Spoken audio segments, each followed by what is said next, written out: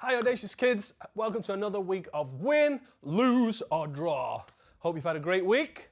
Not sure whether you've had wins or losses or what it's been like, but we've been learning from the life of Joseph. And we've got a bit of an interesting thing I want us to think about today, and that's when you kind of have a bit of a draw. Don't know if you've had a draw before, when you've been playing in a game and you can't decide who's the winner. Maybe you've been in a race and you both crossed the line at exactly the same time and it's a tie. Or maybe you've been playing a football match and no team can score and it ends up 0-0 and it's a draw and we're going to have a replay. Sometimes in life it can feel like we're having a bit of a draw. We're not having a really big win, we're not having a loss, and we're a little bit stuck. And I want us to learn from the life of Joseph. Now, when I was a little bit younger, I'm not telling you how many years ago, but I used to love playing FIFA 2001. It was amazing. I played it all the time. And I would obviously be Liverpool. And I would play and I would win all the time. I would win every game against the computer and I would be like, yeah, win, win, win, win. And one of my friends at school said, oh, you only do that because you've got it on the easy setting. I was like, I didn't know there was a different setting. He said, yeah. If you want to test how good you are really, put it on the expert level. So I was like, okay, fine. I play this all the time. I can be an expert.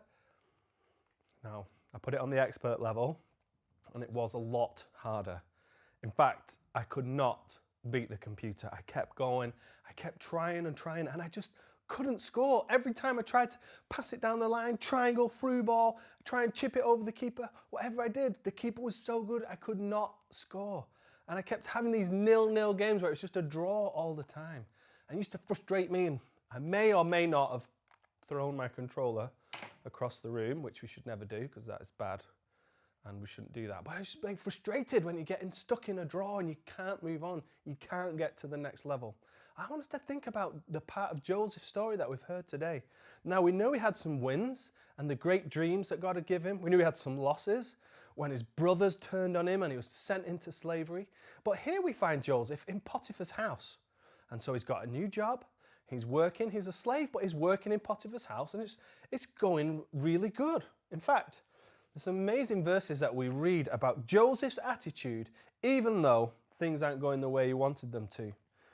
In chapter 39 of Genesis, in verse 2, it says this, "The Lord was with Joseph, so that he prospered, and he lived in the house of his Egyptian master. When his master saw that the Lord was with him, the Lord gave him success in everything he did. Joseph found favor in his eyes and became his attendant. Potiphar put him in charge of his whole household, and he entrusted to his care everything he owned.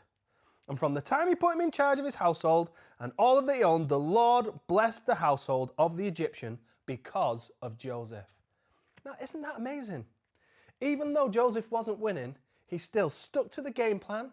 He stuck to living the way God had spoke to him and told him to, and he held on to the dream of what his future might be.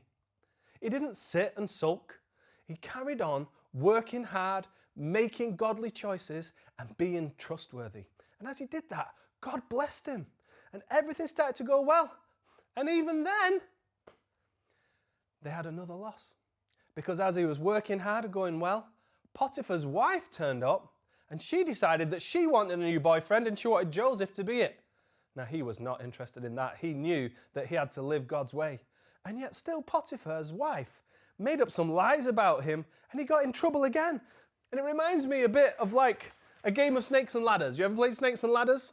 And you get all the way up to the top and you get to 91 and then you hit a snake and you slide all the way back down. And you have to keep going.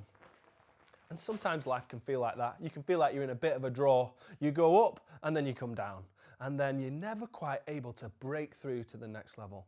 Well, I want us to be encouraged by Joseph. God was still with him. God's plan was still in play. But Joseph just didn't quit. He didn't give up. He knew that sticking at doing the right thing over and over again would bring him through to the dreams that God had for him. Imagine if Joseph quit. Imagine if he got to Potiphar's house and was like, oh, I'm not working for anybody else. This dream must be nonsense, so I am going to go and sulk, and I'm not. You can do your own dishes and do your own laundry. Imagine if Joseph had done that. But Joseph didn't. He knew that God had a plan. He held on to his dream and he said, I am just going to keep doing the right thing long enough. Maybe you've got some things that, are a little bit tricky. I used to have piano lessons when I was your age. And I found it hard. I did good. I enjoyed some of it, but then it got a bit tricky and I couldn't do this piece. And then I thought, there's no point practicing because, I'm never going to get it right because I've tried it 6 times and I can't do it. And so I'm not going to do that. And then I'd go to my lesson and then the teacher would be like, how'd you get on with the piece? And I'd be like, no, I can't do it. And eventually, my parents just stopped sending me because, if I'm honest, I quit. And it wasn't that I couldn't do it. It's that it was too much like hard work and I didn't want to put the effort in. And so let me encourage you, don't be like me that missed out. I wish now, as a grown-up, that I had stuck with my piano lessons. I could be a piano genius right now in the Audacious band. I could have been awesome. But I quit because it got a bit tough. I want us to be audacious kids like Joseph. That even though when we have a win, when we have a loss, when we're stuck in a draw, he held on to God's promise and continued to live the way that God wanted him to. And as we'll find out in the next few weeks, the dream, God's plan, was still on. Let's not quit, audacious kids. Let's do the right thing.